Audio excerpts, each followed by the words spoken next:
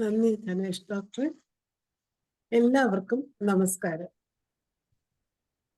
IFPHന്റെ 1630 പ്രതിദിന സൂം വെബിനാറിലേക്ക് എല്ലാവരെയും സ്വാഗതം ചെയ്തുകൊള്ളുന്നു. ഇന്ന് നമ്മുടെ ക്ലാസ് ആരംഭിക്കുന്നതിന് മുമ്പ് ഒരു നിമിഷം ഈശ്വര പ്രാർത്ഥന.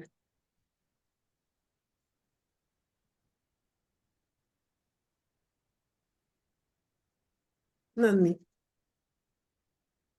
ഇന്ന് നമ്മളോടൊപ്പം അതിഥിയായി എത്തിയിരിക്കുന്നത് ഡോക്ടർ വേണുഗോപാൽ എസ് റെഡ്ഡ സാറാണ്. MD MRCP UK ABIM USA, physician and behavioural scientist USA. അമേരിക്കയിൽ primary care physician and behavioural സയന്റിസ്റ്റായി 1994 മുതൽ ജോലി ചെയ്യുന്നു. 45 വർഷത്തിലധികം ചികിത്സാനുഭവങ്ങൾ, സമൂഹത്തിലെ എല്ലാ വിഭാഗം ജനങ്ങൾക്കുമായി ബോധവൽക്കരണ ക്ലാസ് നടത്തിയിട്ടുള്ള വ്യക്തിത്വം. വിവിധ ടെലിവിഷൻ ചാനലുകളിലും പ്രിന്റ് മാധ്യമങ്ങളിലും വിഷയങ്ങൾ അവതരിപ്പിക്കുകയും ധാരാളം ലേഖനങ്ങൾ എഴുതിയിട്ടുള്ള വ്യക്തിത്വം. ഇന്ന് തെറ്റായ ചികിത്സ എന്ന വിഷയത്തിൽ ക്ലാസ് എടുക്കുന്നതിന് ഡോക്ടർ വേണുഗോപാൽ എസ് റെഡ്ഡ സാറിനെ ആദരപൂർവ്വം ഈ പ്ലാറ്റ്ഫോമിലേക്ക് സ്വാഗതം ചെയ്തുകൊള്ളുന്നു. സാറിന് ആരംഭിക്കാം. Good evening everybody. ഞാൻ ഈ സെഷൻ ഒരു 45 മിനിറ്റിനുള്ളിൽ എന്റെ പ്രസന്റേഷൻ തീർത്തിട്ട് അടുത്ത 15 മിനിറ്റ് നിങ്ങളിൽ നിന്നും ഞാൻ കുറെ പഠിക്കാൻ വേണ്ടിയിട്ടാണ് ഞാൻ ഇരിക്കുന്നത്. ഞാൻ മാത്രം അങ്ങോട്ട് പഠിപ്പിച്ചാൽ പോരാ, എനിക്കും കുറെ പഠിക്കണം. So I want to learn something from you. അപ്പൊ ഇതിൽ ഞാൻ ഷെയർ ചെയ്യുന്ന കുറെ റിയൽ ലൈഫ് സ്റ്റോറീസ് കുറെ ഞാൻ പറയും. എങ്ങനെയാണ് ആ തെറ്റായ ഡയഗ്നോസിസ്, പിന്നെ തെറ്റായ ട്രീറ്റ്മെന്റ്, അതിന്റെ റിയൽ എക്സ്പീരിയൻസ് ഷെയർ ചെയ്യും. എന്നിട്ട് നിങ്ങളുടെ അനുഭവത്തിലുള്ള അത് ഒന്ന് പറയണം ആ 15 minute. Okay, let me start. ആദ്യത്തെ സ്ലൈഡ് കാണിച്ചു തുടങ്ങാം. നമ്മുടെ ശ്രീധരക്കുറുപ്പ് സാറ് അങ്ങ് അപ്രത്യക്ഷമായല്ലോ. സാറിനെ വിളിച്ചാൽ കിട്ടുന്നില്ല. എന്നിട്ട് കുറച്ചു മുമ്പ് ഉണ്ടായിരുന്ന അദ്ദേഹം തിരസ്കരണി മന്ത്രം ഒന്ന് ജപിച്ചിട്ട് ആള് സ്ഥലം വിട്ടു, കാണുന്നില്ല കേട്ടോ. റേഞ്ച് പ്രോബ്ലം ഇന്നലെ അതുപോലെ ആയിരുന്നു. ആ അപ്പം ഓക്കെ, റോങ് ട്രീറ്റ്മെന്റ്. ഞാനിവിടെ വൈ ഇട്ടിട്ട് 3 ക്വസ്റ്റ്യൻ മാർക്കാണ് ഇട്ടിട്ടുള്ളത്. എന്തുകൊണ്ടാണ് റോങ് ട്രീറ്റ്മെന്റ്? അതിന് ആദ്യം മൂല കാരണം അറിയണം. ഡോക്ടറുടെ കുഴപ്പമാണോ, രോഗിയുടെ കുഴപ്പമാണോ, അത് വേറെ വല്ലതും ആണോ പ്രശ്നം? അപ്പൊ അതാണ് 3 ക്വസ്റ്റ്യൻ മാർക്ക്.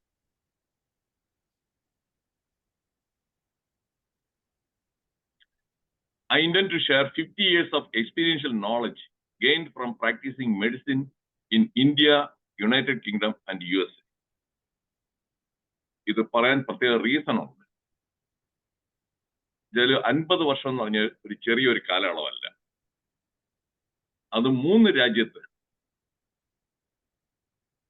10,000-കണക്കിനോ അതോ ലക്ഷക്കണക്കിനോ രോഗികളെ കണ്ടിട്ടുണ്ട്, ചികിത്സിച്ചു.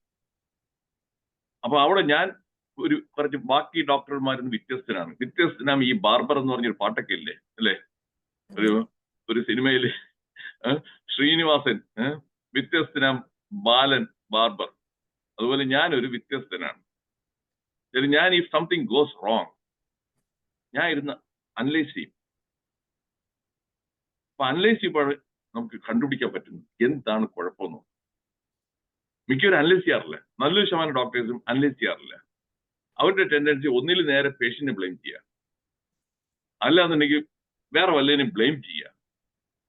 ആ റെസ്പോൺസിബിലിറ്റി ഏറ്റെടുക്കാറില്ല. ഞാൻ അങ്ങനെയല്ല.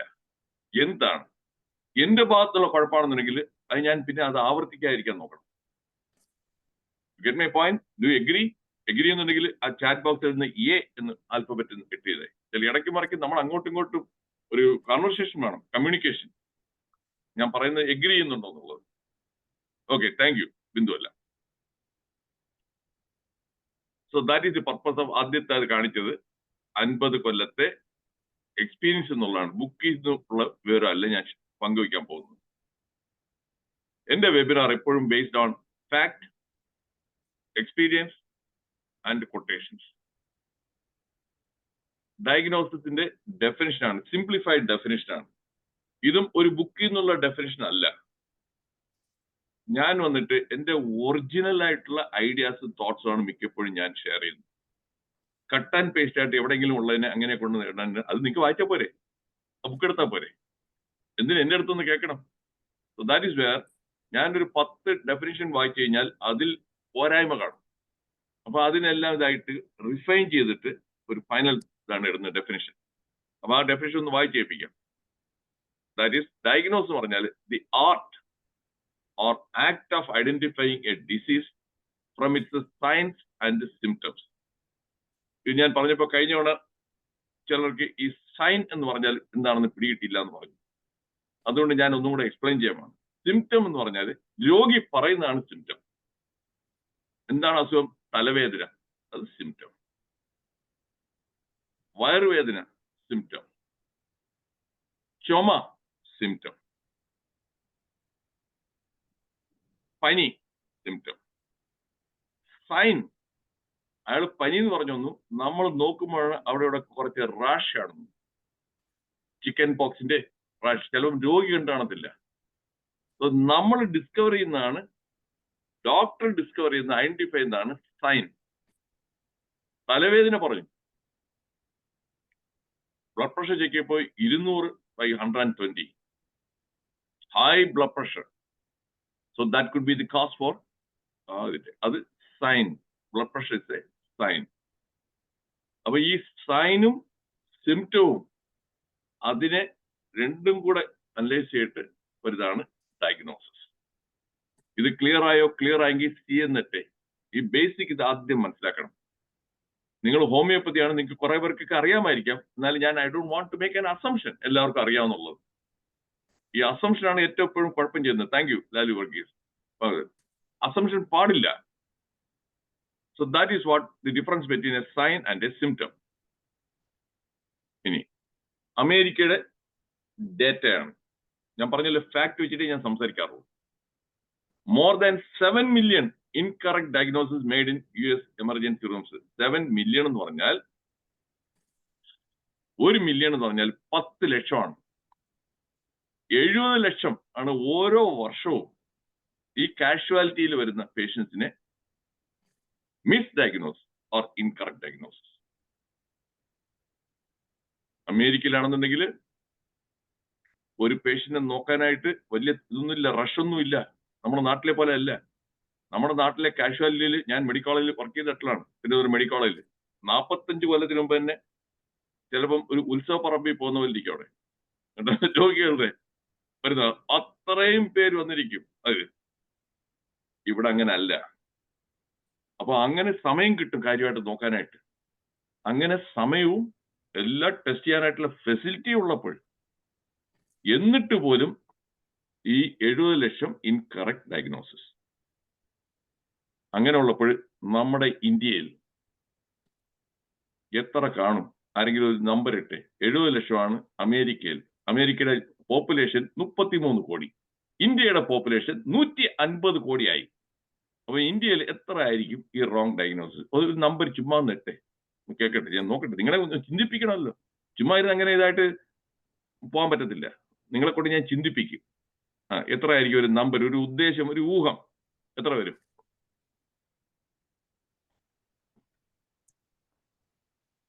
വരട്ടെ വരട്ടെ വരട്ടെ, സമയമില്ല. നമ്മുടെ സമയം ഏറ്റവും പ്രഷ്യസ് ആണ്.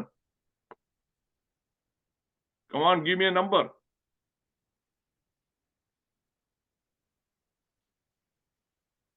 $10 കോടി.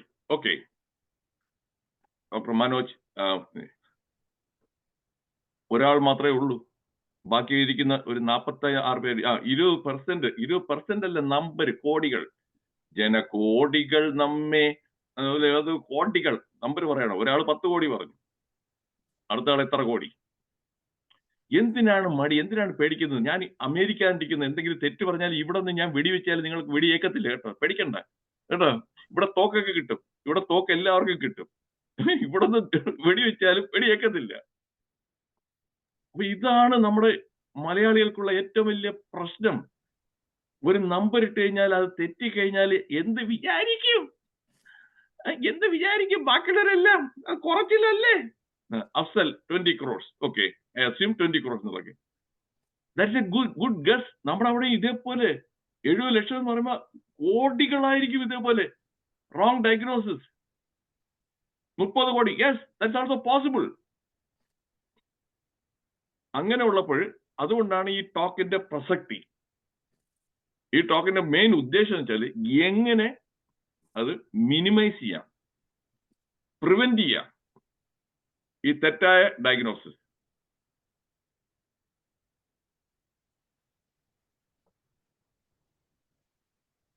ആ തെറ്റായ ഡയഗ്നോസ് കൊണ്ട് എന്താണ് സംഭവിക്കുന്നത്? അമേരിക്കയിൽ ഓരോ കൊല്ലവും 8 ലക്ഷം മരണം, അല്ലെന്നുണ്ടെങ്കിൽ പെർമനന്റ് ആയിട്ടുള്ള disability.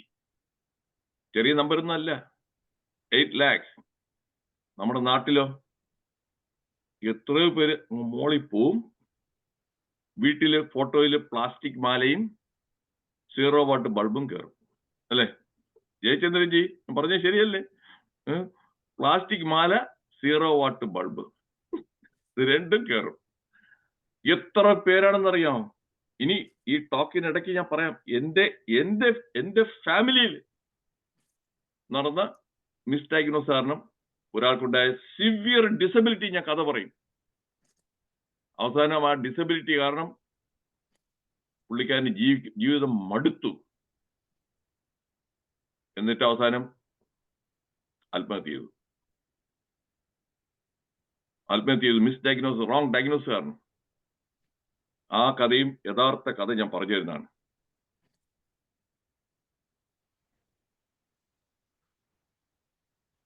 Three types of misdiagnosis.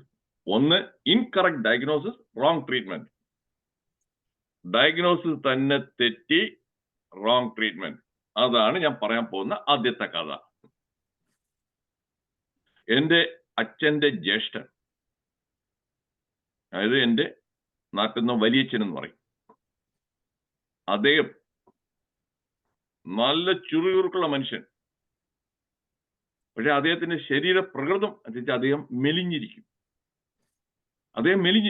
അദ്ദേഹത്തിന്റെ അന്നത്തെ വെയിറ്റ്, എന്റെ ഓർമ്മയിൽ അദ്ദേഹത്തിന്റെ വെയിറ്റ് കൂടിപ്പോയ ഒരു 50 കിലോ കാണുമെന്നുള്ള സംശയമാണ്. പക്ഷെ നല്ല ചുറുചുറുക്കായിട്ട് ഇങ്ങനെ ഓടി നടന്ന് ആൾക്കാരുമായിട്ട് സമ്പർക്കം പുലർത്തുകയും രാവിലെ മുതൽ വൈകുന്നേരം വരെ പുള്ളിക്കാരൻ കുറച്ച് കാശ് സേവ് ചെയ്തിരുന്നതിന് അതിനെ പലിശയ്ക്ക് കൊടുത്ത് ആ ഇൻട്രസ്റ്റ് വെച്ചാണ് ജീവിക്കുന്നത്. വേറെ ആർത്തിയൊന്നുമില്ല. അതും 2% പലിശ, അത്രയേ ഉള്ളൂ. പട്ടി പലിശ ഒന്നും അല്ല, 2% പലിശയ്ക്ക് വച്ചിട്ട് ആർത്തിയൊന്നും ഇല്ലാത്തൊരു മനുഷ്യൻ. നാട്ടുകാരെ മിക്കവർക്കും പരോപകാരി. രാവിലെ വീട്ടിൽ നിന്ന് ഇറങ്ങും, 9 മണിക്ക് കുടിച്ചെല്ലാം ഇറങ്ങിക്കഴിഞ്ഞാൽ വൈകുന്നേരത്തിന് ഉച്ചയ്ക്ക് ഊണ് കഴിക്കാൻ വരും. അതിനിടയ്ക്ക് ഒരു കുറഞ്ഞതൊരു 7-8 ബന്ധുക്കളും ഫ്രണ്ട്സും ആയിട്ടുള്ള അവിടെ ചെന്നിരുന്ന് നാട്ടുവർത്തമാനം എല്ലാം പറഞ്ഞ് ആയിട്ട് നിൽക്കുന്ന മനുഷ്യൻ. അദ്ദേഹത്തിന് ചുമ വന്നു. ഇത് happen when he was around the age of ഒരു 50 വയസ്സ് പ്രായമുള്ളപ്പോഴാണ്. ചുമ വന്നപ്പോൾ എന്നാ പിടിച്ചോ, ചിലർ ബന്ധുക്കൾ ഉടനെ തന്നെ, ഈ ബന്ധുക്കളാണ് ചിലർ ദോഷം ചെയ്യുന്നത്, ഉടനെ പൊക്കിയെടുത്തിട്ട് തിരുവനന്തപുരം മെഡിക്കൽ കോളേജിലെ പ്രൊഫസർ ഓഫ് മെഡിസിന്റെ അടുത്താണ് പോകുന്നത്. ഞാൻ അദ്ദേഹത്തിന്റെ പേര് ഞാൻ പറയുന്നത് ശരിയല്ല. അദ്ദേഹത്തിനെ കാണിക്കാൻ പോകുന്നത്, അദ്ദേഹം നല്ല ബിസി പ്രാക്ടീഷണർ. അദ്ദേഹം ഒരു ടെസ്റ്റും ചെയ്തില്ല. ഇങ്ങനെ മെലിഞ്ഞു നിൽക്കുന്നു. ഒരു 2-3 ആഴ്ചത്തെ ചുമ. ഡയഗ്നോസിസ് TB, ക്ഷയരോഗമാണെന്ന് ഡയഗ്നോസ് ചെയ്യുന്നു. എക്സ്റേ പോലും എടുത്തില്ല. എന്നിട്ട് ക്ഷയരോഗത്തുള്ള ചികിത്സയായിട്ട് സ്ട്രെപ്റ്റോമൈസിൻ എന്ന് പറഞ്ഞ ആന്റിബയോട്ടിക് എഴുതി കൊടുക്കുന്നു, ഇഞ്ചക്ഷൻ എടുക്കാനായിട്ട് ദിവസവും. പ്രൊഫസറല്ലേ എഴുതി തന്നത്, വേറെ ഒരു സംശയമില്ല. ഇഞ്ചക്ഷൻ എടുക്കുന്നു, 60 ഇഞ്ചക്ഷൻ എടുക്കണം. ഇഞ്ചക്ഷൻ എടുത്തോണ്ടിരിക്കുമ്പോൾ തന്നെ പുള്ളിക്കാരൻ ചിലയാട് തലകറക്കം വരുന്നുണ്ട്. പുള്ളിക്കാരൻ പിന്നെയും കണ്ടിന്യൂ ടേക്കിംഗ് ദാറ്റ് ഇഞ്ചക്ഷൻ.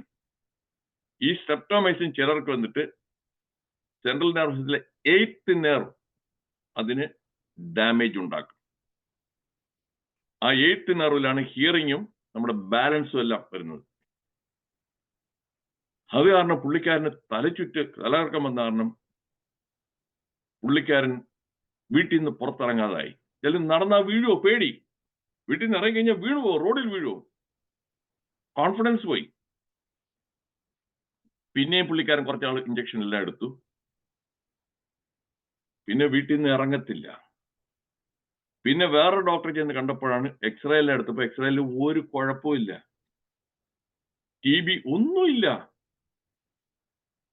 അദ്ദേഹം പിന്നെ അടുത്തൊരു 8-10 വർഷം ജീവിച്ചിരുന്നു. വീട്ടിൽ നിന്ന് പുറത്തിറങ്ങാതെ ഡിപ്രഷനായി, സിവിയർ ഡിപ്രഷൻ. പിന്നെ ഡിപ്രഷനുള്ള ട്രീറ്റ്മെന്റും എല്ലാം ആയിട്ട് അവസാനം ഹി എൻഡഡ് ഹിസ് ലൈഫ്. അപ്പൊ എവിടെയാണ് ആ റോങ് ഡയഗ്നോസിസ്, റോങ് ട്രീറ്റ്മെന്റ്, ആ പെർമനന്റ് ഡിസബിലിറ്റി. ഇത് ക്ലിയർ ആയോ? എത്ര ഗൗരവപൂരമാണെന്നതൊക്കെ. അപ്പൊ എന്റെ വലിയച്ഛൻ ശരിക്കും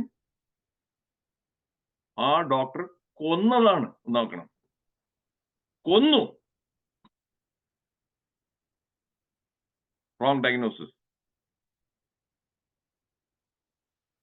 അതുകൊണ്ട് ഞാൻ ആ എക്സ്പീരിയൻസ് എല്ലാം കൂടെ എന്റെ പ്രാക്ടീസിൽ ഒരുപാട് ചേഞ്ച് വന്നത് ഇതേപോലുള്ള റിയൽ ലൈഫ് എന്റെ കുടുംബത്തിലും ഫ്രണ്ട്സിലും ഉണ്ടായ എക്സ്പീരിയൻസ് ആണ്.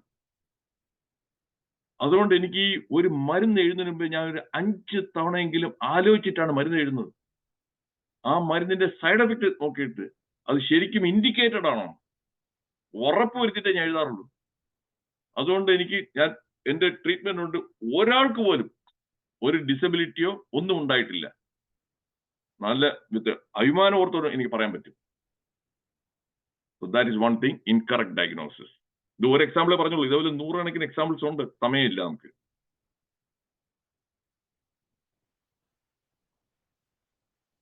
അടുത്ത ഇതാണ് second misdiagnosis, failure to diagnose and failure to treat. Diagnose എന്താണെന്ന് പിടിയില്ല, എന്നിട്ടോ സെക്കൻഡ് പിന്നെ അവർ ചോദിക്കുന്ന ക്ഷീണമാണ്. ഈ ഡോക്ടർമാരുടെ ഈഗോ ഉണ്ടല്ലോ, ഡോക്ടർമാർക്കും വക്കീലന്മാർക്കും രണ്ടുപേരുടെ ഈഗോ ഉണ്ടല്ലോ, കൊല്ലാത്ത ഈഗോ ആണ്. നല്ലൊരു ശതമാനം ഡോക്ടേഴ്സിലും നല്ലൊരു ശതമാനം വക്കീലന്മാർക്കും. എല്ലാവരും ഞാൻ അടച്ചാക്ഷേപിക്കുന്നില്ല, അവർക്ക് അറിഞ്ഞുകൊണ്ട് വേറെ ആൾ ചോദിക്കത്തില്ല. നമുക്ക് പിടികിട്ടില്ല, the other person may be able to. അങ്ങനെ പറയാം, ഡയഗ്നോസ് ചെയ്യാതെ സിംറ്റം മാത്രം ട്രീറ്റ് ചെയ്യും. രോഗലക്ഷണത്തിനെ ട്രീറ്റ് ചെയ്ത കാര്യമില്ല, രോഗത്തിന്റെ മൂലകാരണത്തിനാണ് ട്രീറ്റ് ചെയ്യേണ്ടത്. അപ്പം അത് ആണ് failure to diagnose and failure to treat. മൂന്നാമത്തെ കാരണം delayed diagnosis and delayed treatment. നമ്മൾ ഇംഗ്ലീഷ് വേറെ പറയും ജസ്റ്റിസിനെ കുറിച്ച്. Delayed justice, delayed is justice denied. കേട്ടിട്ടുണ്ടോ? കേട്ടിട്ടുണ്ടെങ്കിൽ ഒന്ന് യെസ് എന്നിട്ടെ. Justice delayed is justice denied. നമ്മൾ കോടതിയിലൊക്കെ കേസ് കൊടുക്കുന്നുണ്ട്, വസ്തു തർക്കം. ആ വസ്തുവിനെ വിറ്റിട്ട് വേണം മകളുടെ കല്യാണം കഴിപ്പിക്കാനായിട്ടുള്ളത് രൂപ. ആ വസ്തു വിറ്റിട്ട് വേണം മകന് ഉന്നത വിദ്യാഭ്യാസത്തിന് അയക്കാനുള്ളത്. പക്ഷെ അപ്പുറത്തുള്ള ഏതൊരു അയൽവാസി, ഒരു ദരിദ്രവാസി അല്ലെങ്കിൽ ഒരു തെമ്മാടി ഒരു കേസ് കൊടുത്തു, വസ്തു വിൽക്കാൻ പറ്റാതെ. കോടതിയിൽ 8, 10, 20 കൊല്ലം എന്ന് പറയുമ്പോൾ എപ്പോഴത്തേക്ക് ഇങ്ങനെ മരിക്കും. Justice delayed is justice denied. Clear ആയോ? അതുപോലെ ട്രീറ്റ്മെന്റും delayed is as good as treatment denied. കിട്ടുന്നില്ല. ഇതിന്റെ ഒരു റിയൽ ഒരു സ്റ്റോറി ഞാൻ പറഞ്ഞുതരാം. ഡിലേഡ് അവിടെ ഇത് സംഭവിക്കുന്നത് ഞാൻ ഹൗസ് സർജൻസി ചെയ്യുന്ന ആ പീരീഡിലാണ്. അതായത് 50 വർഷത്തിന് മുൻപ് ഞാൻ ഹൗസ് സർജൻ ചെയ്ത് 74 മുതൽ 75 വരെയാണ്. ആ പീരീഡിൽ ഒരു ചെറുപ്പക്കാരി, ഒരു കോളേജിൽ പഠിക്കുന്ന ചെറുപ്പക്കാരി കാഷ്വാലിറ്റി കൊണ്ടിരുന്നു രാവിലെ ഒരു 11 മണിയോടുകൂടി. എന്താണ്? രാവിലെ ഉറക്കത്തിന് എണീറ്റില്ല, അൺകോൺഷ്യസ്. വേറെ എന്തെങ്കിലും അസുഖമുണ്ടോ? കാര്യമായിട്ട് അസുഖങ്ങളൊന്നുമില്ല. ഹിസ്റ്ററി, അസുഖമൊന്നുമില്ല, എണീറ്റിട്ടില്ല. ഒന്ന് നോക്കിയിട്ട് ഫിസിക്കൽ സയൻസ് ബ്ലഡ് പ്രഷർ എല്ലാം നോർമൽ ആയിരിക്കുന്നു, ഹാർട്ട് റേറ്റ് നോർമൽ ആയിരിക്കുന്നു, ഹാർട്ട് ഇതെല്ലാം നമ്മൾ എക്സാമിനേഷൻ എല്ലാം നോർമൽ. ഉടനെ എന്ത് ചെയ്യും? ഡയഗ്നോസ് ഇല്ല. ഈ പറയുന്ന CT സ്കാൻ ഇതൊന്നും ഇല്ലാത്തൊരു കാലഘട്ടമാണ്. അതും കൂടെ ഓർത്തോളാം. അതുകൊണ്ട് ശരി, വല്ല മെനിഞ്ചൈറ്റിസ് വല്ല ആണോ എന്ന് പറഞ്ഞിട്ട് സ്പൈനൽ ഫ്ലൂയിഡ് നട്ടെല്ലിൽ നിന്നും CSF കുത്തിയെടുക്കുന്നു, എടുത്ത് ലാബിന് അയക്കുന്നു. നമ്മുടെ അവിടുത്തെ ലാബ് അന്നത്തെ കാലത്താണെങ്കിൽ റിസൾട്ട് വരാനായിട്ട് 4-5 മണിക്കൂർ എടുക്കും. ഇൻസിഡന്റ് ആയിട്ടൊന്നും വരത്തില്ല. ഒരു 4-5 മണിക്കൂർ കഴിഞ്ഞ റിസൾട്ട് വരുന്നു. അതിൽ നോക്കുന്ന മെനിഞ്ചൈറ്റിസിന് ഒരു എവിഡൻസും ഇല്ല, ഒരു പസലും ഇല്ല, പഴുപ്പിന്റെ ഒരു ഇതും ഇല്ല, ഒന്നുമില്ല. പക്ഷെ നോക്കുന്നത് ആ ഷുഗർ കുറവായിരിക്കുന്നു, CSFിലെ ഷുഗറിന്റെ ലെവൽ കുറവ്. ഉടനെ എന്ത് പറ്റി? ഉടനെ അപ്പോഴാണ് പിന്നെ ബ്ലഡിലെ ഷുഗർ ടെസ്റ്റ് ചെയ്യുന്നത്. ഒരു ചെറുപ്പക്കാരിയാണ്, ഡയബറ്റീസ് ഒന്നുമില്ല. അത് കാരണം ആദ്യത്തെ ഇതിൽ ഇൻവെസ്റ്റിഗേഷനിൽ ബ്ലഡ് ഷുഗർ ഒന്നും നോക്കിയില്ല. ബ്ലഡ് ഷുഗർ നോക്കിയപ്പോൾ 40 മില്ലിഗ്രാം എന്തോ ഉള്ളൂ. ഹൈപ്പോഗ്ലൈസീമിയ. എന്താണ് ഇപ്പൊ ബ്ലഡ് ഷുഗർ ഇങ്ങനെ കുറവായിരിക്കുന്നു? ഉടനെ ഇവർ ചോദിച്ചു ബന്ധുക്കളത്തൊക്കെ, എന്തെങ്കിലും വല്ല മരുന്ന് കഴിക്കുന്നുണ്ടായിരുന്നോ? ഡയബറ്റീസ് ഒന്നുമില്ല, വല്ല മരുന്ന് കഴിക്കുന്നുണ്ടാ? ഇന്നലെ എന്നാണ്ടോ ഒരു നെഞ്ചരിച്ചലിനൊക്കെ വേണ്ടിയിട്ട് ഒരു ഡോക്ടറെ കണ്ടു, ഒരു ഗുളിക കിട്ടി. ആ ഗുളിക എന്താണ് അറിഞ്ഞോ? വെള്ള ഗുളിക. നമ്മളറിയാമല്ലോ, നമ്മുടെ നാട്ടിൽ പറയുന്നത് വെള്ള ഗുളിക അല്ലെങ്കിൽ മഞ്ഞ ഗുളിക. എന്നാ പറഞ്ഞ ആ ഗുളിക ഒന്ന് കൊണ്ടുവരാൻ വീട്ടിൽ പോയിട്ട് വീട്ടിൽ പോകുന്നു. എല്ലാം കൂടെ സമയം നോക്കുള്ളൂ. ഡിലേ. ആ ഗുളിക കൊണ്ടുവന്നപ്പോ എന്താണ്? ഡയബറ്റീസിന് ചികിത്സിക്കുന്ന ഗുളിക. എന്തുകൊണ്ട്? ഇന്നിപ്പം കുറെയെങ്കിലും മാറിയിട്ടെന്ന് വെച്ചാൽ എല്ലാം ഇലക്ട്രോണിക് ആയി. മറ്റേത് എഴുതുന്ന ഡോക്ടർമാർ പ്രിസ്ക്രിപ്ഷൻ എഴുതിയാൽ വായിക്കാനായിട്ട് ആ ഡോക്ടർക്ക് തന്നെ പറ്റത്തില്ല, അല്ലെ? എഴുതുന്ന എന്താണെന്നുള്ളത്. അങ്ങനെ എഴുതുന്ന ഡോക്ടർമാർ ഞാൻ പറയുന്നത് ഒലക്ക കൊണ്ട് അടിക്കണം എന്നുള്ളതാണ്. വെറും ചൂരലുണ്ടല്ല, ഒലക്ക കൊണ്ട് അടിക്കണം. അതേ ഡോക്ടർമാര് ഞാൻ നോക്കിയിട്ടുള്ളതാണ്, ഞാൻ കണ്ടിട്ടുള്ളതാണ്. അതേ ഡോക്ടർമാർ ഒരു ചെക്ക് എഴുതുമ്പോൾ നല്ല ലെജിബിൾ ആയിട്ട് 2500 rupees വണ്ടി എന്ന് എഴുതും. അറിയാമല്ലോ, ചില ബാങ്കിൽ നിന്ന് കൂടുതൽ കാശ് കളയരുത്. അപ്പൊ അതിന്റെ അർത്ഥം ലെജിബിൾ ആയിട്ട് എഴുതാൻ അറിയാം. ഇവിടെ അങ്ങനെ ആയിട്ട് ഉഴപ്പി എഴുതുകയാണ്. അപ്പൊ അയാൾ ഇത് ഡയവോൾ എന്ന് പറയുന്ന അന്റാസിഡ് ആണ്. ഡയവോൾ അത് എഴുതിയതിന്റെ മെഡിക്കൽ സ്റ്റോർ ഇരിക്കുന്നവൻ, അവൻ ഒരു 8ാം ക്ലാസ്സിൽ ഗുസ്തിയൊക്കെ കഴിഞ്ഞിട്ടുള്ളവരൊക്കെയാണ്. അവൻ നോക്കിയാണ്, അവൻ ഡയോണിൽ നിന്ന് അവൻ വായിച്ചു. അവൻ ഡയോണിൽ കൊടുത്തു, ഡയവോളിന് പകരം ഡയോണിൽ കൊടുത്തു. അത് ആ കുട്ടി കഴിച്ചു. രാത്രി ആയപ്പോ ബ്ലഡ് ഷുഗർ അങ്ങോട്ട് താഴോട്ട് പോയി.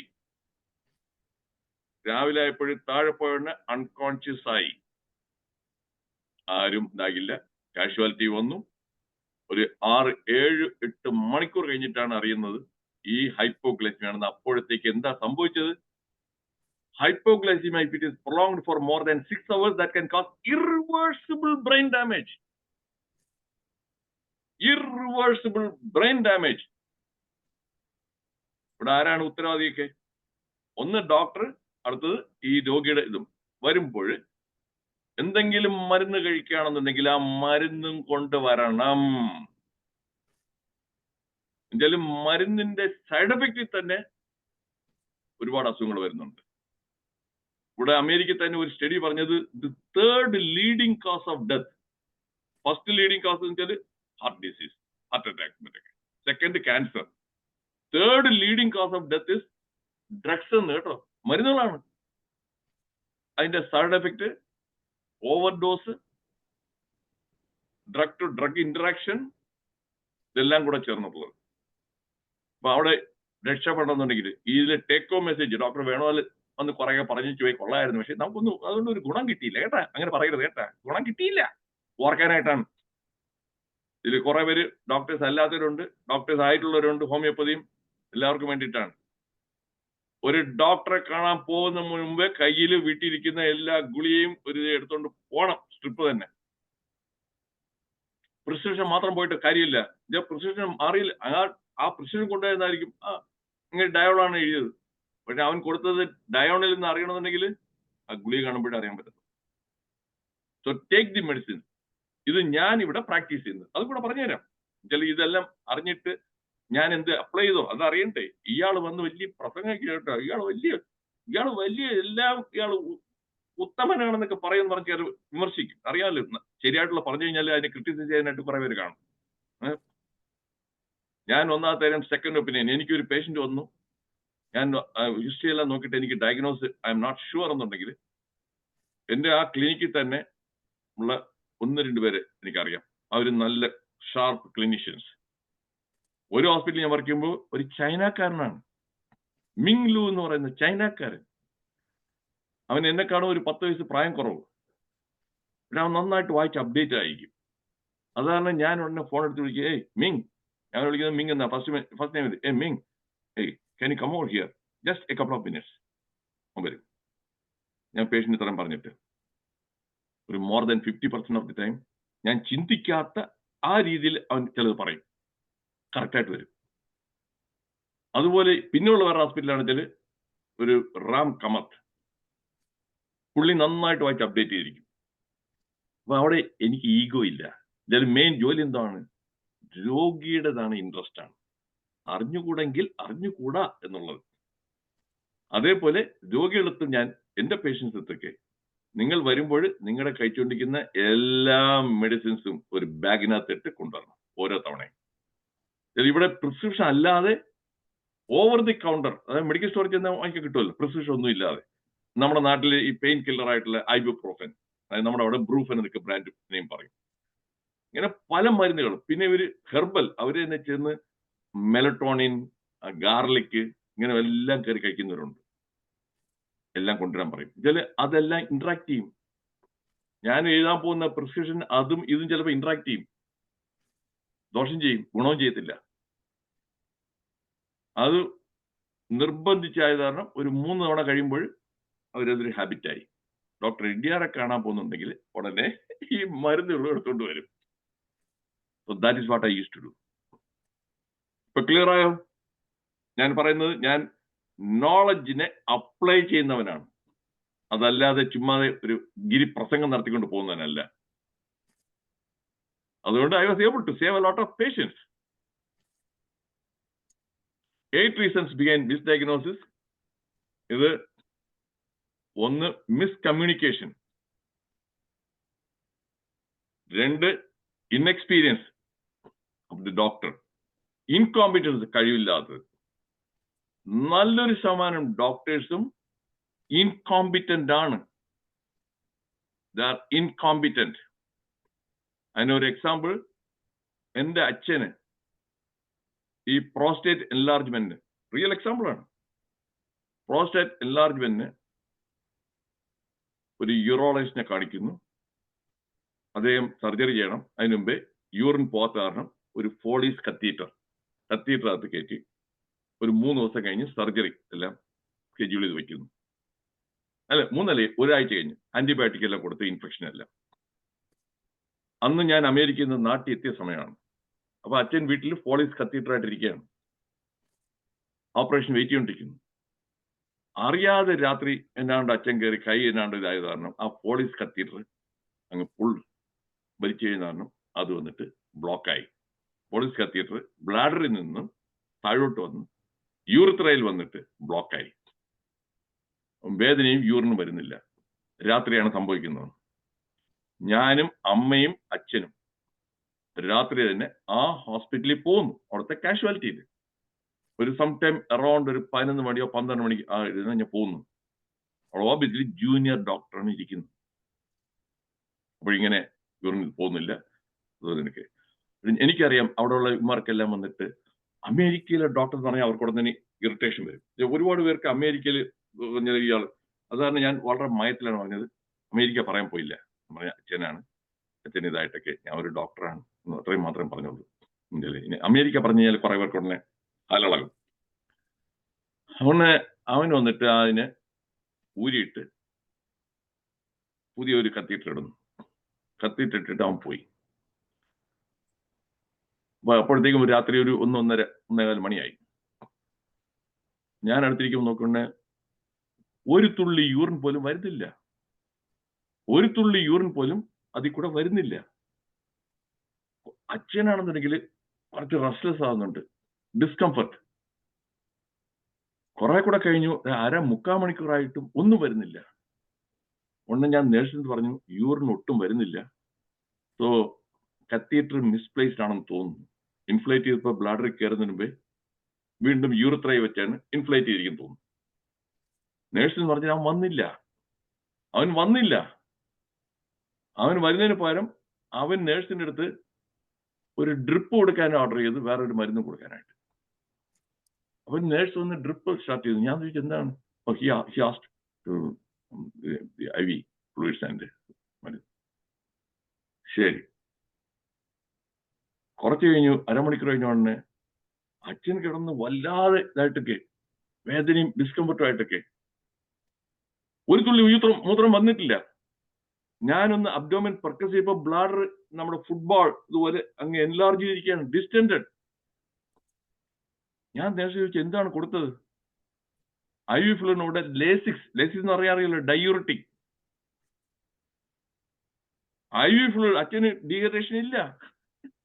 അപ്പം അവന്റെ ഡയഗ്നോസ് അവിടെ റൂമിൽ ഇരുന്നുകൊണ്ട് ഡീഹൈഡ്രേഷൻ, IV ഫ്ലൂയിഡ്, മൂത്രം പോകാനായിട്ട് ലേസിക്സും. അച്ഛൻ വല്ലാതെ കിടന്ന് വെപ്രാളം വിമിഷ്ടമായിട്ടൊക്കെ നിൽക്കുമ്പോൾ ഞാൻ നേഴ്സിന് പറഞ്ഞു പുള്ളി ഒന്ന് ഇത് ചെയ്യാമോ, he is not passing even a single drop of urine. അപ്പോഴും വരാതെ നേഴ്സിന്റെ അടുത്ത് വേറെ ഇഞ്ചക്ഷൻ കൊടുക്കാൻ പറഞ്ഞു. അവരൊന്ന് വെച്ചാൽ മോർഫീൻ കൊടുക്കുകയാണ്, മോർഫീൻ ഇഞ്ചക്ഷൻ സെഡേറ്റ് ചെയ്യാനായിട്ട്. അച്ഛൻ ഡ്രൗസിയായി, ബ്ലാഡർ വെരി മച്ച് ഡിസ്റ്റൻഡഡ്, ഒരിതും വരുന്നില്ല. ഞാൻ അപ്പോഴത്തേക്കും നേരെ സ്വിച്ച് ബോർഡിൽ വിളിച്ചിട്ട് ആ യൂറോളജിസ്റ്റ്, രാവിലെ 3 മണിയാണ്, യൂറോളജിസ്റ്റ് ഞാൻ വിളിക്കാനായിട്ട് കണക്ട് ചെയ്യാൻ പറഞ്ഞു. വിളിച്ചോടെ തന്നെ ആ യൂറോളജിസ്റ്റ് ഞാൻ പറഞ്ഞു, really sorry, this is what is happening, that is catheter is misplaced, so what should I do? സാറേ ഞാൻ ഇപ്പൊ വരാം. And he came within half an hour. Yes, that catheter was misplaced because of incompetence. നമ്മൾ പറഞ്ഞു വന്ന എവിടെയാണ്? ഇൻകോമ്പിറ്റൻസിന് കൂടെ അറഗൻസും കൂടെ. Incompetent and arrogant and giving the wrong treatment. ആവശ്യമില്ലാതെ IV ഫ്ലൂയിഡ്, ആവശ്യമില്ലാതെ ലാസിക്സ്, ആവശ്യമില്ലാതെ മോർഫിൻ, ഇതെല്ലാം കൊടുത്തോണ്ട് പിന്നെ അപ്പോഴത്തേക്ക് അച്ഛൻ ആ ഒരു മോർഫിനെല്ലാം കൊടുത്ത് സെഡേറ്റഡ് ആയി. അവൻ ഡിസ്ചാർജ് ചെയ്ത് വീട്ടിൽ പോകാൻ പറ്റത്തില്ല. അടുത്ത 2 ദിവസം ആശുപത്രിയിൽ അഡ്മിറ്റഡ് ആയി. 10-20,000 രൂപ കയ്യിൽ നിന്ന് കാശ് പോയി. നോക്കിയുള്ള എന്തിനാണ് 2 ദിവസം അഡ്മിറ്റ് ചെയ്ത് 20,000 രൂപ പോയത്? എന്തുകൊണ്ടാണ്? ആ ഡോക്ടറുടെ ഇൻകോമ്പിറ്റൻസ് ആൻഡ് ഹോസ്പിറ്റൽ അല്ലേ? You agree? If you agree put a in the chat box. ഞാൻ റിയൽ ലൈഫ് സ്റ്റോറിയാണ് ഞാൻ പറഞ്ഞു വരുന്നത്. ഒരു തുള്ളി പോലും ഞാൻ അഡൾട്രേറ്റ് ചെയ്തിട്ടില്ല, ആഡ് ചെയ്തിട്ടില്ല. Thank you Dadaji. So it's a reality. ഇന്നത്തെ ചെറുപ്പക്കാർ മിക്കവരും 40 വയസ്സിന് താഴെയുള്ളവർ അവർ ആണെന്നുണ്ടെങ്കിൽ വളരെയധികം സൂക്ഷിക്കണം. ദേ are incompetent, they are arrogant. അതിൽ പഠിച്ചത് ചൈനയിൽ നിന്നോ ഉക്രൈനോ ആണെന്നുണ്ടെങ്കിൽ വളരെ വളരെ സൂക്ഷിക്കണം കേട്ടോ. നിങ്ങൾ തട്ടിപ്പോയി കഴിഞ്ഞാൽ പിന്നെ ഇവിടുത്തെ സ്വർഗത്തിലോ നരകത്തിലോ പോകത്തില്ല, ചൈനയിൽ പോയി എത്തും. അവിടെ ഹാങ് അതായിരിക്കും വന്ന് കേട്ടോ. അവിടെ പോയി എത്തുന്ന അവിടെ നിങ്ങൾക്ക് ഭാഷയും പിടികിട്ടത്തില്ല.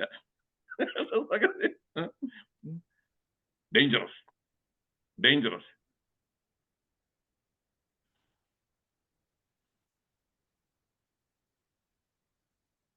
High work load. ഞാൻ നേരത്തെ പറഞ്ഞല്ലോ, ഇവിടെ ഞാൻ എൻ്റെ ക്ലിനിക്കിൽ വർക്ക് ചെയ്തപ്പോൾ ഒരു ദിവസം 7 മണിക്കൂറാണ് എനിക്ക് വർക്ക് ചെയ്യേണ്ടത്. 7 മണിക്കൂറിൽ 15-ൽ കൂടുതൽ പേഷ്യന്റ് ഞാൻ കാണാറില്ല. അപ്പോയിന്റ്മെന്റ് വെച്ചാണ് വരുന്നത്. പ്രൈവറ്റ് ഹോസ്പിറ്റൽ ആണെങ്കിൽ 25 വരെ വരാം കൂടിപ്പോയാൽ. നമ്മുടെ നാട്ടിൽ എങ്ങനെയാണോ? നമ്മുടെ നാട്ടിൽ സ്കെഡ്യൂൾ ഇട്ടിന് അത്യാഗ്രഹവും ഗ്രീഡും എല്ലാം ഉണ്ടാണ്. തിരുവനന്തപുരത്തെ ഒരു മൾട്ടി സ്പെഷ്യാലിറ്റി ഹോസ്പിറ്റലിൽ 5 മിനിറ്റാണ് അപ്പോയിന്റ്മെന്റ് പേഷ്യന്റിന്. 1 മണിക്കൂറിൽ 12 പേഷ്യന്റ്, 6 മണിക്കൂറിൽ 72 പേഷ്യന്റ്. ഒരു പേഷ്യന്റ് കൺസൾട്ടേഷൻ ഫീ 700 രൂപ. എന്തോന്ന് ഡയഗ്നോസ് ആണ് ചെയ്യാൻ പോകുന്നത്? Is it clear? ഞാൻ ഈ പറയുന്നത് ഫാക്റ്റ് ആണ് ഞാൻ ഷെയർ ചെയ്യുന്നത്. അപ്പൊ ഹൈ വർക്ക് ലോഡ് അതും കൂടെ ആകുമ്പോൾ ഡയഗ്നോസിസ് തെറ്റും.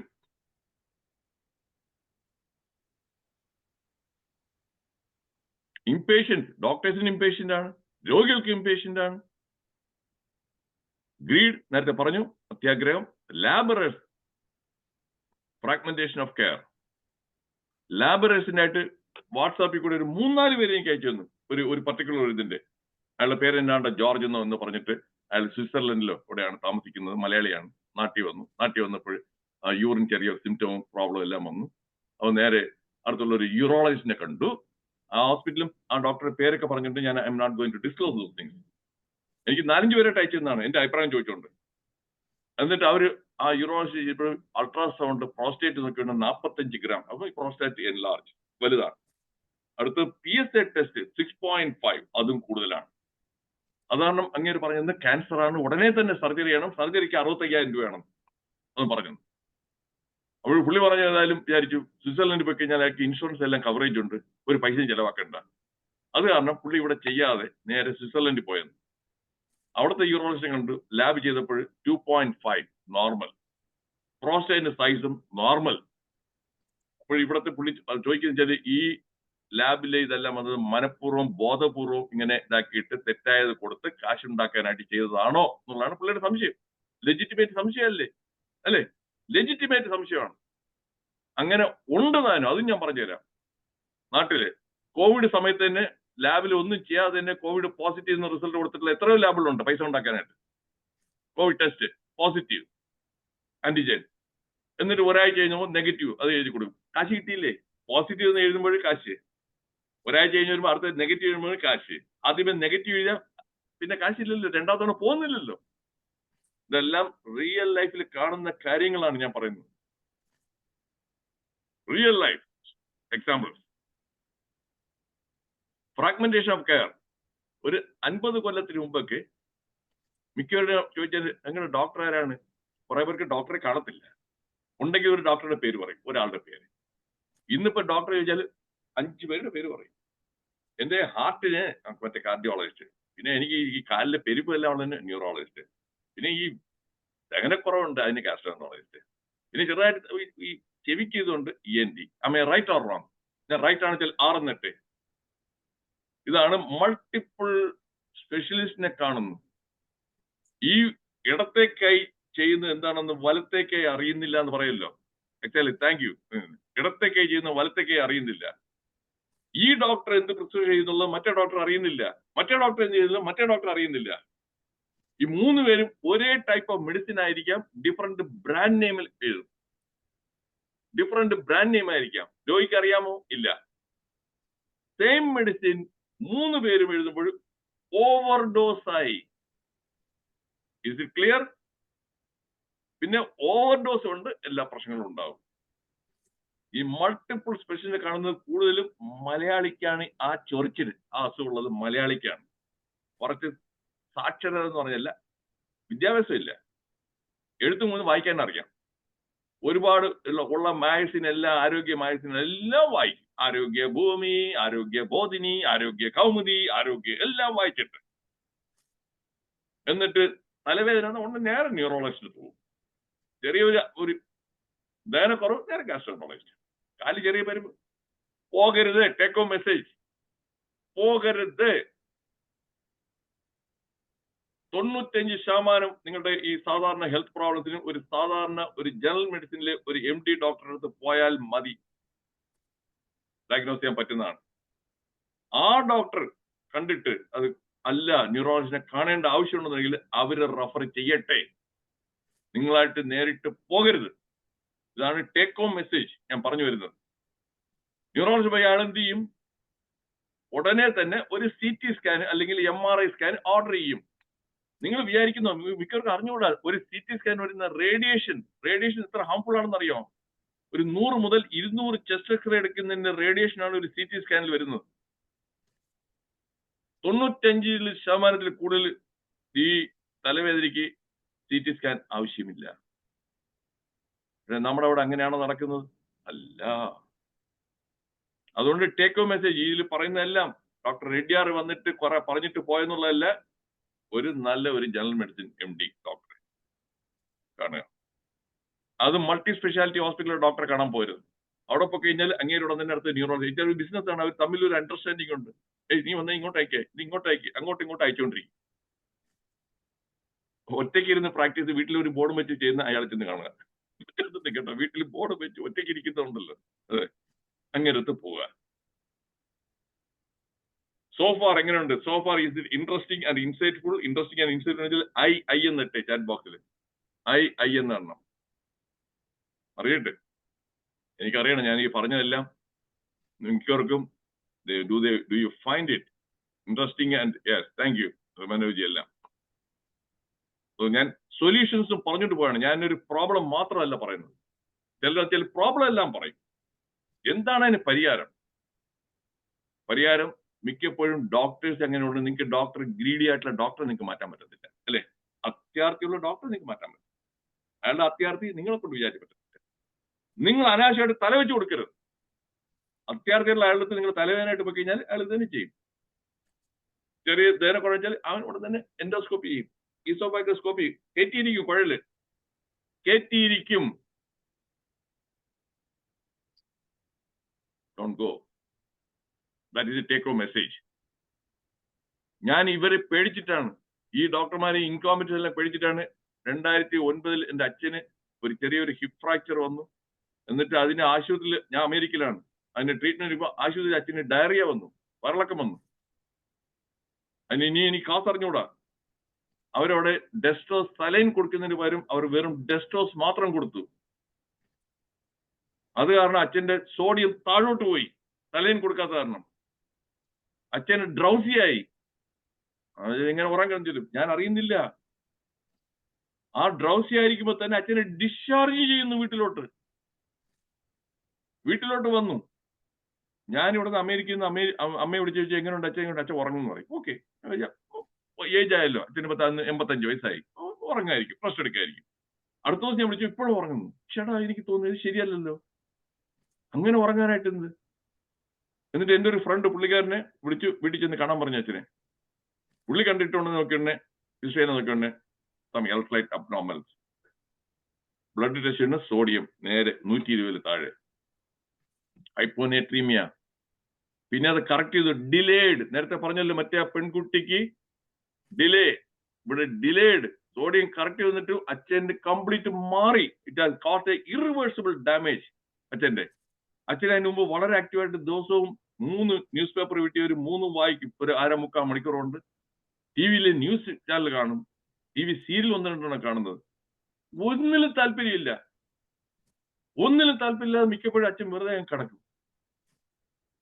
അതായപ്പോ എനിക്ക് പേടിയായി. ഞാൻ അത് കാരണം എന്റെ ഇവിടുത്തെ ജോലി രാജിവെച്ചിട്ട് ഞാൻ അവിടെ നാട്ടിൽ തന്നെ ഇരുന്നു. ഞാൻ വിചാരിച്ചു അച്ഛൻ 55 ഒരു 1-2 കൊല്ലം ജീവിക്കായിരിക്കുന്നത്. പക്ഷെ he lived for another 5.5 years. 90 വയസ്സ്.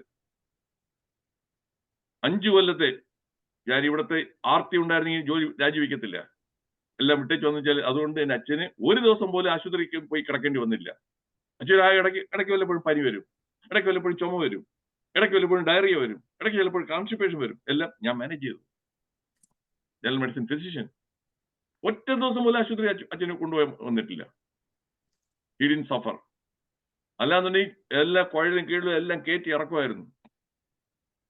So that is a take home message. അതുകൊണ്ടാണ് എനിക്ക് ഈ ടോപ്പിക് ഏറ്റവും കൂടുതൽ എനിക്ക് സെന്റിമെന്റ് ഇതുണ്ട്, എമോഷണൽ ഇതാണ്.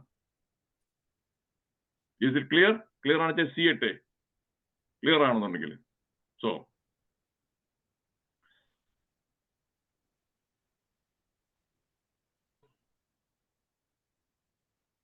Listen to your patient is telling you the diagnosis. ശ്രദ്ധിച്ച് കേൾക്കണം. മിക്ക ഡോക്ടേഴ്സും കേൾക്കാറില്ല. Poor listening habit.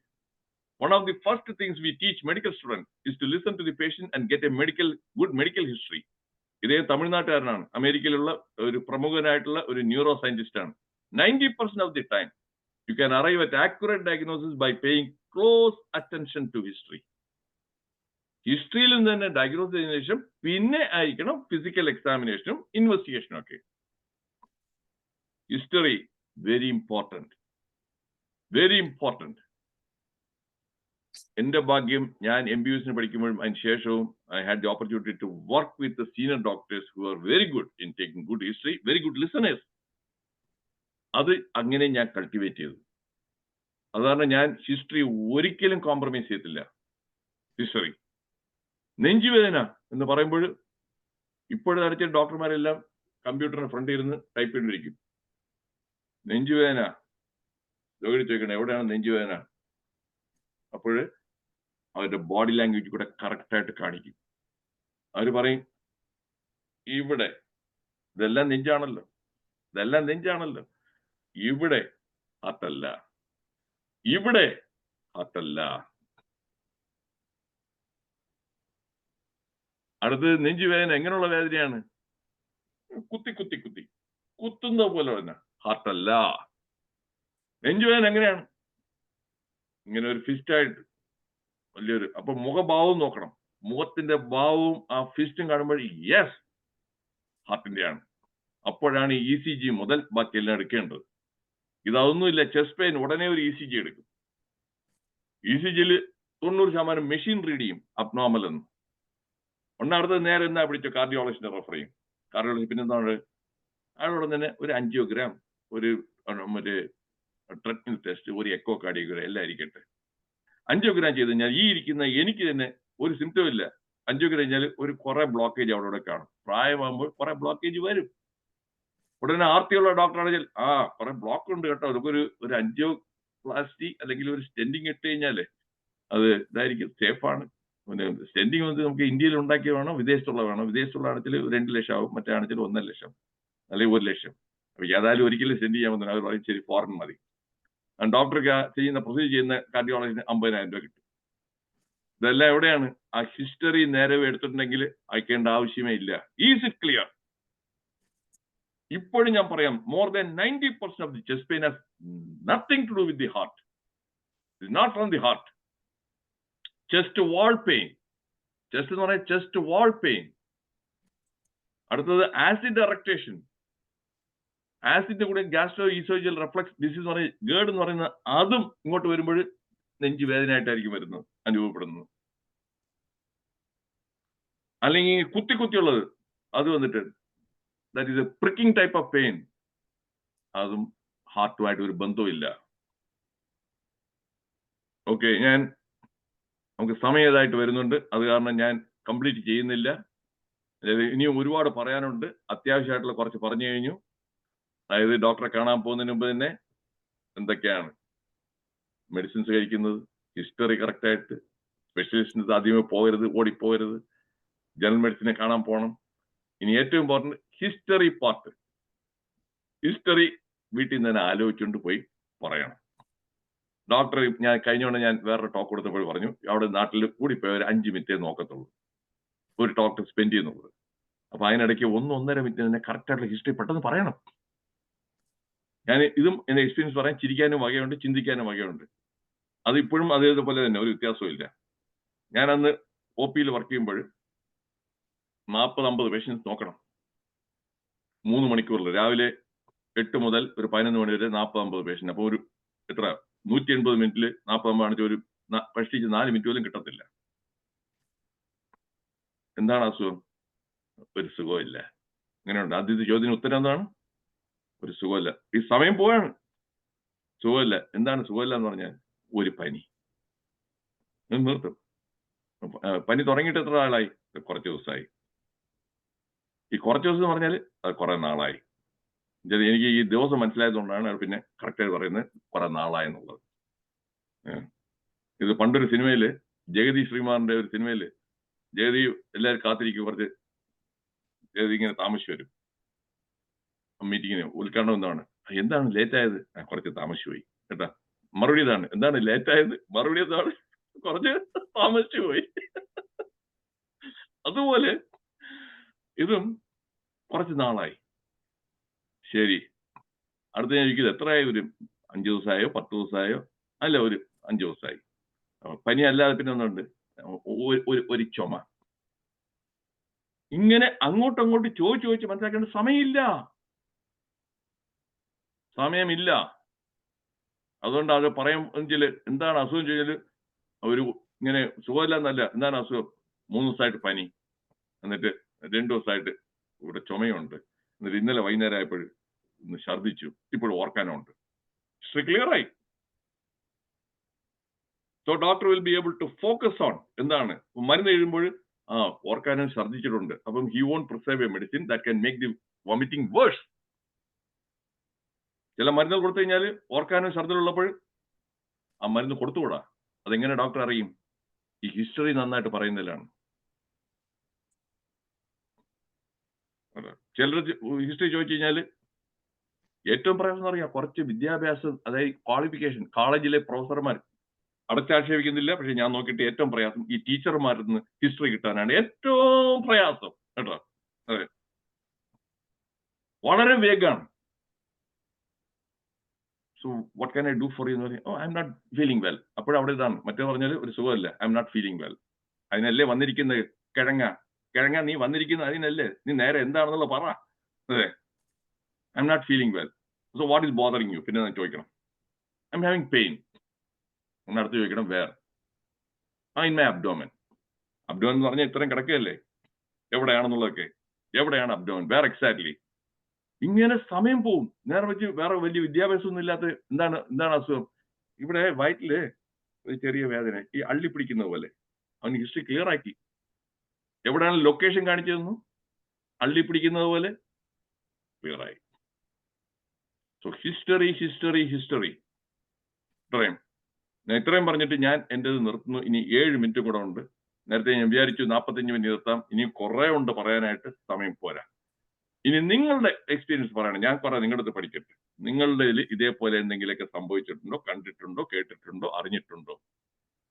മനോരഥം എന്നൊരു രഥമുണ്ടോ അറിയില്ല എന്ന് പറഞ്ഞാൽ അതുപോലെ മന്മഥൻ എന്നൊരു ദേവനുണ്ടോ അറിയില്ല അറിയില്ല അറിയില്ല എന്നൊരു പാട്ടൊക്കെ ഉണ്ട്.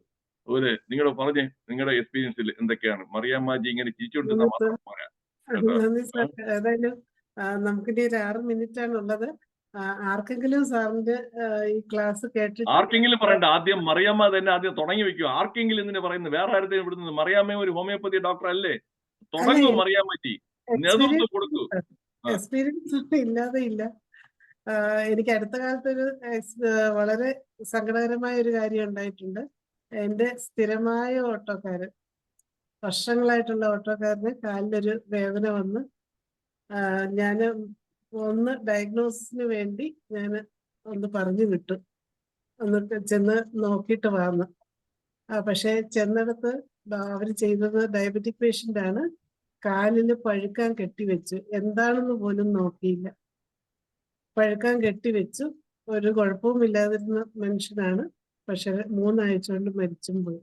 കാല് മുഴുവൻ പഴുത്ത് 3 ആശുപത്രി കിടന്നു, 3 ആഴ്ച കൊണ്ട് മരിച്ചുപോയി. വളരെ സങ്കടകരമായ ഒരു കാര്യം എനിക്ക് ഈ അടുത്ത കാലത്ത്.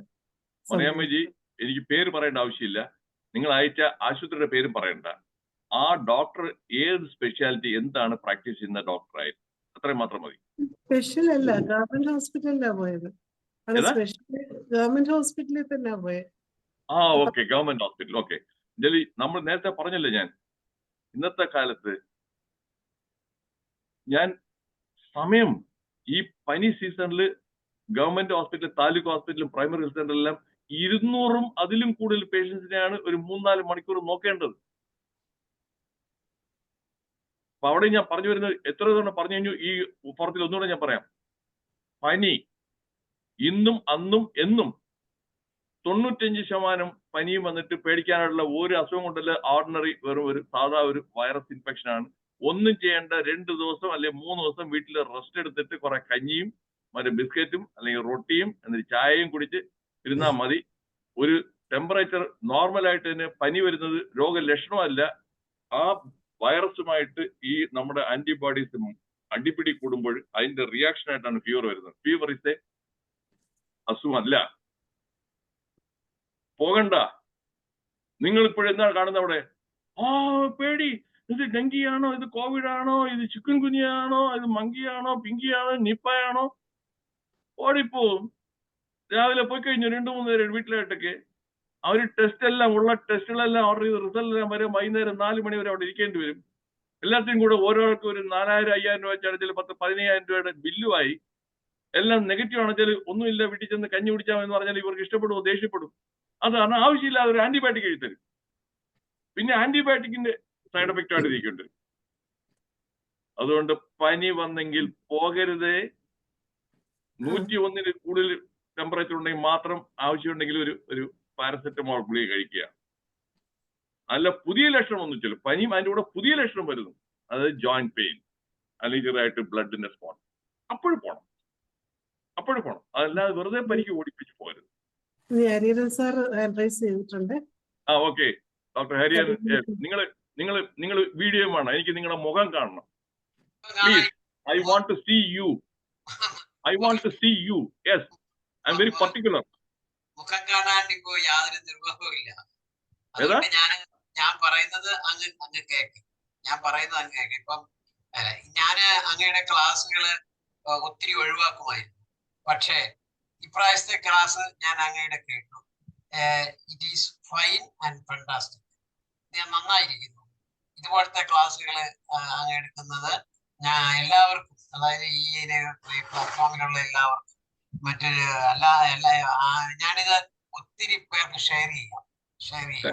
അല്ല ഡോക്ടർ ഹരിഹരൻ, എനിക്ക് നിങ്ങളുടെ അപ്രീഷിയേഷൻ അല്ല വേണ്ടത്, നിങ്ങളുടെ റിയൽ ലൈഫിലെ എക്സാമ്പിൾ. ഇപ്പൊ മറിയാമ്മ അവർ പറഞ്ഞതുപോലെ ഒരു എക്സാമ്പിൾ ഉണ്ടെങ്കിൽ അത് പറയുക, അതാണ് എനിക്ക് അറിയേണ്ടത്.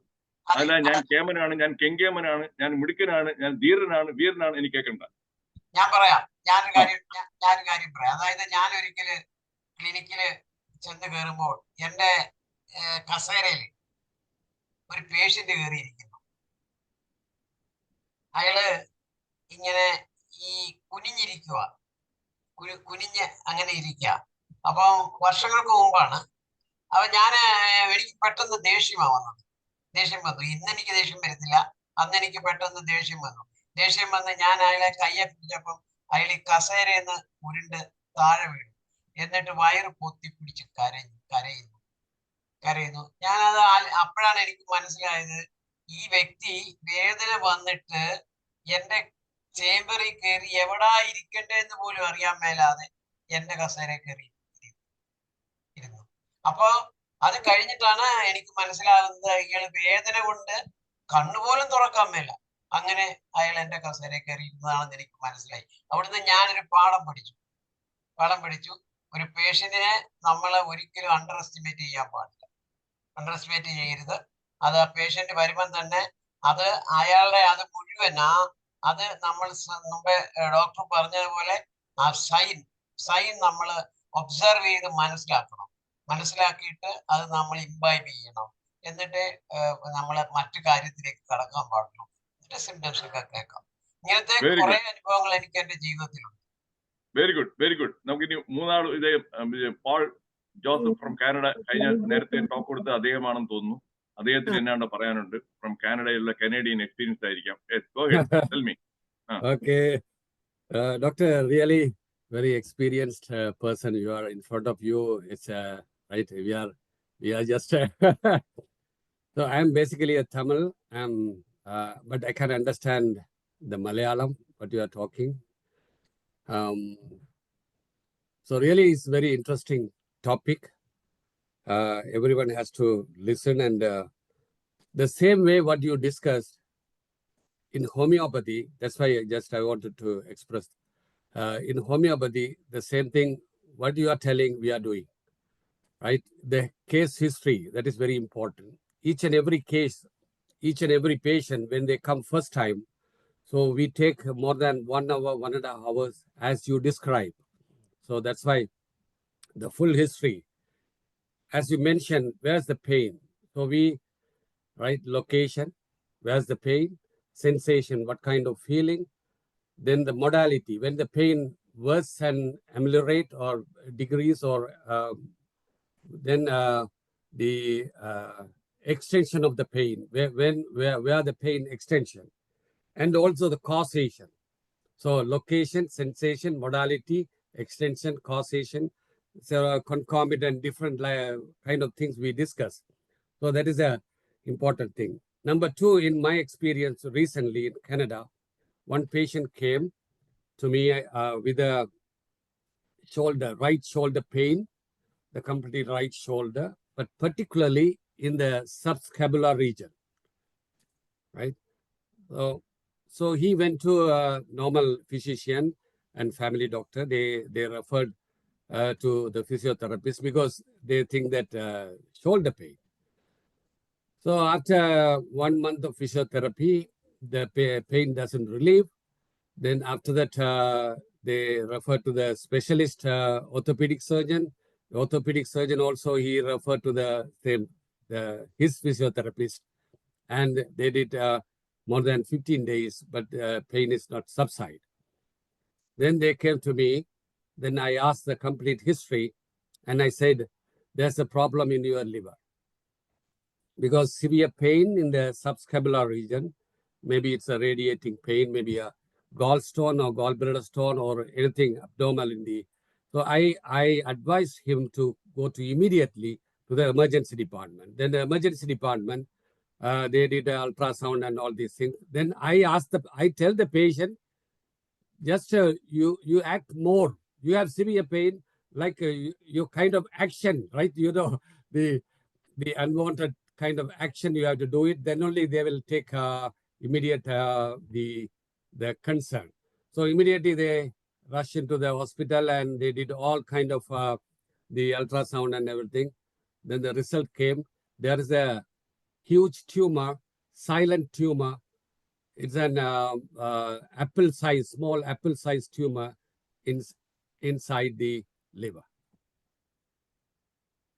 So now the patient, right, it's almost in coma stage.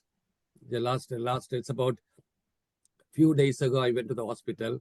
So why? Because the cancer, they diagnosed as a cancer, then they did a biopsy and everything.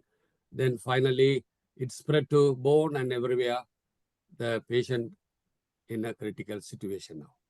So that's thank you, doctor. Okay. Thank you, doctor. Anyway, that again emphasizes the need for good history and clinical knowledge, madam. And your knowledge that is okay, the pain can radiate, maybe a pain that is radiating from the liver or to the shoulder. So that is what helped the decay. Okay, good. And one more person has raised the hand. I think that is Dr. Jayachandran. You want to say something or ask me? Jayachandran doctor പറയുകയും സാറിന് ഒരു നന്ദി പറയുകയും കൂടെ ചെയ്യണേ. Jayachandran doctor unmute ചെയ്യാൻ പറ്റുന്നില്ലായിരിക്കും. Unmute ചെയ്യണേ Jayachandran doctor. കേക്കാലോ. നന്ദി കൂടെ പറയണേ. അൺമ്യൂട്ട്. ഓക്കെ. നമ്മുടെ ഡോക്ടറുടെ ക്ലാസ്സുകൾ എല്ലാ ക്ലാസ്സുകളും ഞാൻ മിസ് ചെയ്യാതെ കേൾക്കുന്നുണ്ട്. അതിൽ നിന്ന് നമുക്ക് ഒരുപാട് വിലയേറിയ ഉപദേശങ്ങളും വിലയേറിയ ഒരുപാട് ഉപദേശങ്ങൾ നമുക്ക് കിട്ടുന്നുണ്ട്. നമുക്ക് ഒരുപാട് പ്രാക്ടീസിന് വേണ്ടപ്പെട്ട നല്ല ഗുണപാഠങ്ങൾ കിട്ടുന്നുണ്ട്. ഇപ്പൊ ഇന്നത്തെ ക്ലാസ് കേട്ടിട്ട് തന്നെ ഞാൻ എൻ്റെ ഒരു അനുഭവം ഞാൻ പറയുകയാണെന്നുണ്ടെങ്കിൽ, എൻ്റെ അടുത്ത് പേഷ്യൻസ് ഒക്കെ വന്നു കഴിഞ്ഞാൽ ഞാൻ ആദ്യം അവരുടെ അടുത്ത്, നിങ്ങൾ എവിടെയെങ്കിലും പോയിട്ട് വന്നു കഴിഞ്ഞാൽ ഞാൻ നിങ്ങളുടെ പോയ ആശുപത്രിയിലെ OP ടിക്കറ്റോടെ OP ടിക്കറ്റ് ഒന്ന് കാണട്ടെ, പിന്നെ നിങ്ങൾ കഴിച്ച മരുന്നൊക്കെ എന്താണ്, മരുന്ന് നിങ്ങൾ വാങ്ങിയ ഡോക്ടറെ കാണിച്ചിട്ടാണോ കഴിച്ചത്? ചില മെഡിക്കൽ സ്റ്റോറുകൾ സബ്സ്റ്റിറ്റ്യൂട്ട് ചെയ്യാറുണ്ട്. അതുകൊണ്ട് നിങ്ങളുടെ ഡോക്ടറെ കാണിച്ചിട്ടല്ലേ കഴിക്കേണ്ടത് എന്നൊക്കെ പറഞ്ഞ് അവരപ്പം എന്നൊക്കെ പറയും. പിന്നെ ഞാൻ അവരോട് പറയാറുണ്ട്, നിങ്ങൾ ഇനി വരുമ്പോൾ നിങ്ങളുടെ മക്കളെയോ അല്ലെങ്കിൽ നിങ്ങളുടെ അച്ഛനെ അമ്മയെ ആരെങ്കിലും കൊണ്ടുവരണം, എന്നാലേ നിങ്ങൾ നിങ്ങളുടെ അസുഖത്തിൻ്റെ വിശദവിവരങ്ങൾ അറിയും. ഇവർ പറയാൻ പലരും മറന്നുപോകും. അപ്പോൾ അവർ ബൈസ്റ്റാൻഡേഴ്സ് ആരെങ്കിലും വന്നു കഴിഞ്ഞാൽ ക്ലിയർ പിക്ചർ കിട്ടും. ഈ അടുത്ത കാലത്ത് എനിക്കൊരു വളരെ സങ്കടമായിട്ട് ഒരു സംഭവം ഉണ്ടായത്, എൻ്റെ ഒരു പേഷ്യൻ്റ് ആയിരുന്ന ഒരു അപ്പൂപ്പൻ, അങ്ങനെ മക്കളൊക്കെ കൂടെ അങ്ങ് സിറ്റി കൊണ്ട് അപ്പൂപ്പന് പെട്ടെന്ന് എന്തോ അസുഖം വന്നു. 90 വയസ്സായതാണ്. ഒരു പ്രൈവറ്റ് ആശുപത്രിയിൽ കൊണ്ടുപോയി. അവിടെ ഉള്ള എല്ലാ ടെസ്റ്റുകളും ചെയ്ത് എല്ലാ മരുന്നുകളും കൊടുത്ത് അപ്പൂപ്പൻ ആകെപ്പാടെ അനങ്ങാൻ വയ്യ, മിണ്ടാൻ വയ്യ, ഒന്നും കുടിക്കാൻ വയ്യ. അപ്പൂപ്പൻ അങ്ങ് ചാവാനുള്ള സമയമായി കിടക്കുകയായിരുന്നു. അപ്പോഴാണ് ഞാൻ അറിഞ്ഞു പോയി നോക്കിയത്. അപ്പം ഞാൻ പറഞ്ഞു, എവിടെ നിങ്ങൾ ഈ അപ്പൂപ്പനെ ഇവിടെ നിന്ന് എടുത്ത് വീട്ടിൽ കൊണ്ടുപോകും, മനസ്സമാധാനമായിട്ട് ചാവട്ടെ. അങ്ങനെ അവർ എഴുതി കൊടുത്ത് അപ്പൂപ്പനെ വീട്ടിൽ കൊണ്ടുപോയി. അപ്പൂപ്പനെ വീട്ടിൽ കൊണ്ടുപോയിട്ട് 2 മാസമായി. ഇപ്പോൾ അപ്പൂപ്പൻ നല്ല സുഖമായി ജീവിക്കുകയാണ്. അതാണ് ഈ ചെറിയ മിസ്മാനേജ്മെൻറ്റിൻ്റെ ഒക്കെ കുറേ എൻ്റെ ഒരു അനുഭവങ്ങളൊക്കെയാണ്. എന്തായാലും ഡോക്ടർ ഇന്ന് ഇവിടെ വന്ന് ക്ലാസ് എടുത്ത് നമുക്ക് ഒരുപാട് വിലയേറിയ ഉപദേശങ്ങളൊക്കെ തന്നു കഴിഞ്ഞു. ഇതിൻ്റെ ബാക്കി എന്നും കേൾക്കണം. ഡോക്ടർ കൂടെ ആഴ്ചയിൽ ഒരിക്കലെങ്കിലും വന്ന് ഞങ്ങൾക്ക് വേണ്ട അനുഗ്രഹങ്ങൾ തരണം എന്ന് വീണ്ടും അപേക്ഷിക്കുന്നു. ഇതിന്റെ പാർട്ട് 2 വേറൊരു ദിവസം ചെയ്യാം. ഇത് ഒരു 20-30 മണിക്കൂർ സംസാരിക്കാനുള്ള മെറ്റീരിയൽ ഉണ്ട്. ഞാൻ 50% ചെയ്തിട്ടുള്ളൂ. ബാക്കിയുള്ള ഇനിയൊരു ദിവസം ബാക്കി. Okay. We are waiting for it. എന്തായാലും ഡോക്ടർ ഈ പ്ലാറ്റ്ഫോമിൽ വന്ന് നമുക്ക് വേണ്ട ഉപദേശങ്ങളൊക്കെ തരും. ഡോക്ടറെ ആ എക്സ്പ്രഷനും ഡോക്ടറെ ആക്ഷനും ഡോക്ടറെ ക്ലാസ്, ഇത്രയും നല്ലൊരു ക്ലാസ് നമുക്ക് ഞങ്ങൾ പഠിച്ച മെഡിക്കൽ കോളേജിൽ പോലും കിട്ടിയിട്ടില്ല. അതുകൊണ്ട് ഇങ്ങനെ വന്ന് നമുക്ക് വേണ്ടതൊക്കെ പറഞ്ഞു തന്നതിന് അതിയായ സന്തോഷമുണ്ട്. നമ്മുടെ എല്ലാവരുടെയും പേരിലുള്ള നന്ദിയും കൃതജ്ഞതയും ഡോക്ടറെ അർപ്പിക്കുന്നു. വീണ്ടും വീണ്ടും വരണമെന്ന് അഭ്യർത്ഥിക്കുന്നു. നന്ദി ജയചന്ദ്രൻ ഡോക്ടർ. അങ്ങനെ നമുക്ക് ഓക്കെ, ഗുഡ് നൈറ്റ് ഡോക്ടർ. 1630 പ്രതിദിന സൂം വെബിനാർ ഇത്രയേറെ വിജയകരമാക്കി തീർത്ത സാറിന്, വേണുഗോപാൽ റെഡ്ഡി സാറിന് ഒരിക്കൽ കൂടി നന്ദി അറിയിക്കുകയാണ്. എത്രയും വേഗം അടുത്ത ഭാഗവുമായിട്ട് വരണമെന്ന് ഒരിക്കൽ കൂടി അഭ്യർത്ഥിക്കുന്നു. അതുപോലെ ഇന്നത്തെ ഈ സൂം വെബിനാറിൽ പങ്കെടുത്ത എല്ലാവർക്കും നന്ദി അറിയിക്കട്ടെ. ഇന്ന് നമ്മുടെ 1630 പ്രതിദിന സൂം വെബിനാർ ഇവിടെ അവസാനിക്കുകയാണ്. എല്ലാവർക്കും ശുഭരാത്രി. Okay, good night. Good night.